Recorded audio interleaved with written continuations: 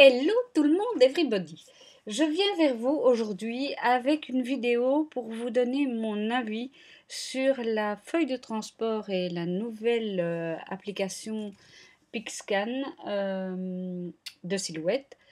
Et je ne vais pas vous expliquer en détail toute la calibration, etc. parce que il y a une vidéo de Nelvea Chan qui fait d'ailleurs de très jolies choses, qui explique très très bien comment faire la calibration. C'est une chose que vous devez faire au départ pour que votre ordinateur soit, que le logiciel reconnaisse bien les images venant de votre ou vos appareils photo et téléphones portables, etc. Donc là, je vous invite, si vous n'avez jamais utilisé votre feuille Pixscan, d'aller voir sa vidéo. Je vous mets l'adresse dans le lien ici en dessous. Maintenant, voilà, j'ai testé. Je trouve que c'est bof. À mon avis, c'est bof. Maintenant, cela dépend des projets que vous allez faire et du matériel que vous allez utiliser. Je vais par deux démonstrations vous expliquer ce que je trouve qui est bien, ce que je trouve qui est moins bien. Et voilà, on va démarrer tout de suite avant que je continue de faire du blabla. Donc vous avez normalement téléchargé la nouvelle version Silhouette, vous devez avoir la toute dernière version. Vous saurez que vous ne l'avez pas si vous n'avez pas cette petite icône ici en forme de GSM, d'iPhone. Voilà, donc vous devez installer la dernière version et puis vous aurez ceci. Voilà.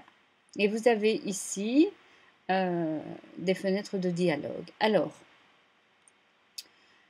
dans un premier temps, moi, j'ai travaillé avec mon iPhone. J'ai pas travaillé avec le scanner parce que j'ai une caméo et il faut le faire en 2 fois. Déjà, je trouve que c'est beaucoup de chipo, mais si en plus, sur mon scanner, je dois le faire en 2 fois. Enfin, dans les 2 cas, je trouve que c'est lourd. Vous devez faire votre photo sur le tapis Pixscan, en essayant d'avoir bien tout le tapis dans le cadre de votre photo, essayez que ce soit suffisamment lumineux, et puis vous devez l'envoyer à votre ordinateur, quel que soit le moyen d'envoyer, et puis vous devez, moi je travaille sur Mac, je suis obligée de passer par iPhoto, sinon il ne me la transforme pas, et puis seulement après je la mets sur mon bureau et j'arrive à la transférer dans Pixscan. Donc c'est déjà pas mal de chemin, je trouve. Bref, on y va, on va commencer tout de suite, comme ça vous comprendrez mieux comment ça fonctionne. Donc j'ai mis les images sur mon bureau, donc vous cliquez sur importer une image, et on va commencer par la première. Alors ne vous foutez pas de moi, hein. La publicité, ah oui, ça prend un certain temps à charger.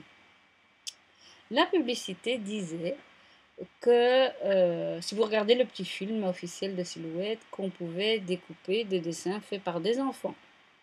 Donc moi j'ai pris mes marqueurs et j'ai dessiné une jolie fleur.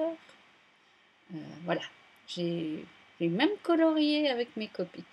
Alors je fais du blabla pendant que ça charge, mais c'est vrai que c'est assez long. Il faut dire que ma photo est assez lourde, donc voilà.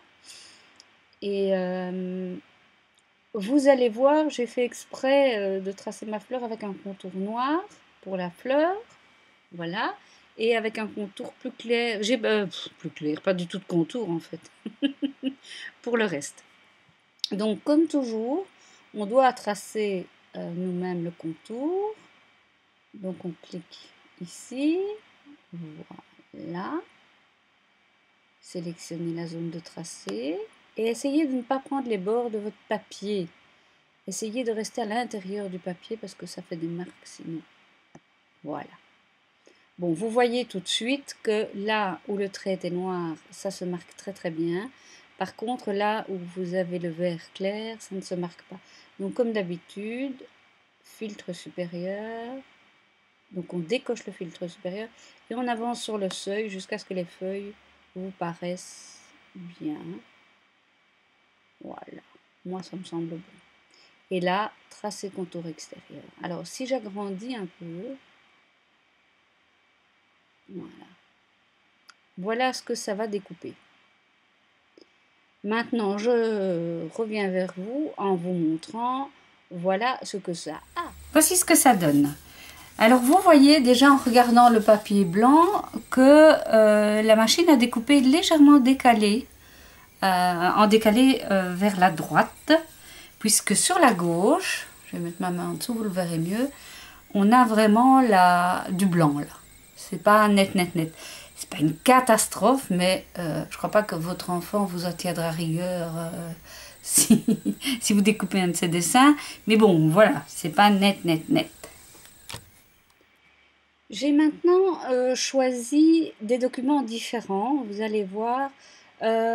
Donc ici, moi, en fait, j'ai rarement une page de scrap que j'achète où il y a un blanc comme fond. En général, c'est tout coloré. Et si je veux découper une montgolfière ou quelque chose comme ça, j'ai jamais un fond blanc. Moi, c'est toujours, il y a des nuages. Donc ça, j'ai pas encore essayé. Ce sera une autre étape encore. Donc ce que j'ai fait, c'est que j'ai pris des autocollants EcoPark que j'avais en plusieurs exemplaires et je les ai collés sur une feuille de papier blanc. J'ai choisi des couleurs relativement avec une échelle entre guillemets de couleurs, puisqu'ici on a du brun, ici du jaune et ici du beige. Et alors j'ai tamponné un chat, j'ai choisi le chat, attendez, je vais un peu agrandir. Voilà. Alors pourquoi j'ai choisi le chat? C'est parce que je voulais voir ce que ça donnait avec ces petits poils hirsutes, surtout qu'il n'est pas bien grand, donc je voulais voir la qualité de la découpe. Ici c'est un rond bien net, bien noir, bien déterminé, et ici pareil, mais je voulais voir ce que ça allait donner avec avec le contour, parce que comme c'est une chouette étiquette et que c'est pas facile de découper avec une paire de ciseaux, je me dis, ben, je l'utilise souvent quand je fais des petits cadeaux cuisine, donc je voulais savoir ce que ça allait donner à la découpe, parce que là, alors, j'y verrais un intérêt franc et massif. En tout cas, en noir, on voit bien que ça donne. On va voir ce que ça donne dans la découpe. Allons-y. Alors, on sélectionne notre zone de tracé, comme d'habitude. On essaye de ne pas prendre le bord du papier. Voilà. Et là, vous voyez déjà qu'on va avoir un problème avec l'étiquette beige. Parce que si vous regardez mes autres vidéos, prenez peut-être le temps d'aller les voir si vous ne connaissez pas encore bien. Vous verrez que tout ce qui est niveau de gris, de beige, la silhouette ne le reconnaît pas. Tout ce qui est bien foncé, elle reconnaît. Donc là, je vais quand même un peu augmenter mon seuil, on ne sait jamais. Donc si j'augmente le seuil, vous allez voir ce qui va se passer. Regardez, l'ombre qui était portée sur la photo apparaît. Donc ça ne va pas. Voilà, je garde ça, ça me paraît bien. Et ici, je vais mettre tracé contour extérieur. Alors, si j'agrandis, voilà. Regardez, donc ici, la queue du chat, on peut dire que ça va, parce qu'il est vraiment petit, il fait quoi 3-4 cm de hauteur, pas plus, donc on ne va pas être chien. Ici, ça a l'air d'aller, hein, c'est plus ou moins bien. Par contre, ici, on a un souci. Hein, donc, si je mets la lame pour voir la découpe, vous voyez bien que ça ne va pas. Donc, ce que je vais faire, je ne vais pas la découper, celle-là. Je ne vais pas la gaspiller quand même, pas obliger la silhouette à découper tous ces petits bazars. D'ailleurs, ça ne me servirait à rien. Donc, ce qu'on va faire maintenant, c'est qu'on va créer un tracé composite. Je vais peut-être me remettre sur le bleu. Pardon. Je dois tout sélectionner. Donc, commande A. Objet. Ah, c'est déjà fait. Et scinder le tracé composite. Voilà. Et donc, je vais sélectionner cette étiquette. Voilà. Et je fais Delete. Donc ça, elle ne sera pas découpée. Je la découperai avec mes petites mimines. Voilà. Donc j'envoie silhouette, je fais la découpe et je reviens vers vous. Bien, alors ici, les autocollants ne sont pas découpés tout à fait parce que c'est de ma faute. Hein. J'ai pas songé que ça faisait 2 épaisseurs de papier et que ce serait plus compliqué à découper. Donc il y a aussi, vous pouvez le voir là, un décalage avec l'étoile. Et je vais vous montrer alors les autres. Le petit chat, j'avoue qu'il était vraiment petit. Hein. Mais on a quand même un décalage. Maintenant, rien ne vous empêche de prendre un marqueur noir et de compléter, puisqu'ici c'est vraiment tout noir. Ici aussi, à nouveau un décalage. Je m'excuse, il y a une sirène dehors qui s'est mise en route. Alors, la fameuse étiquette que je voulais pour mettre sur mes bocaux ou mes petites boîtes, ben voilà, c'est quand même vachement décalé à mon goût. Alors, j'ai réessayé, j'ai refait un essai et là, c'est un petit peu moins décalé, comme vous pouvez le voir. Hein. Si je mets les deux côte à côte, vous voyez que c'est un peu moins décalé. Je voulais vous montrer aussi, voilà, j'avais essayé une araignée. Pareil, on a de nouveau un décalage. Alors, je ne sais pas comment ça se fait. J'ai bougé pourtant ma feuille. J'ai une fois mis au milieu, une fois sur le côté. Ça ne change rien. L'emplacement où vous mettez votre papier sur la feuille Big Scan ne change rien. Alors, je viens vers vous tout de suite avec autre chose. Alors, je voulais vous montrer ceci.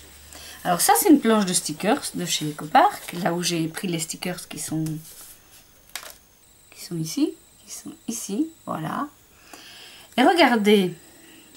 Comme quoi les machines de découpe ne sont pas idéales partout. Regardez, si je prends ici cet autocollant, vous voyez que autour, il reste une zone de sécurité. Moi, je vais l'appeler. Et cette zone de sécurité, je l'appelle comme ça parce que si vous regardez bien, je ne sais pas si on va le voir où je suis, voilà. C'est aussi décalé.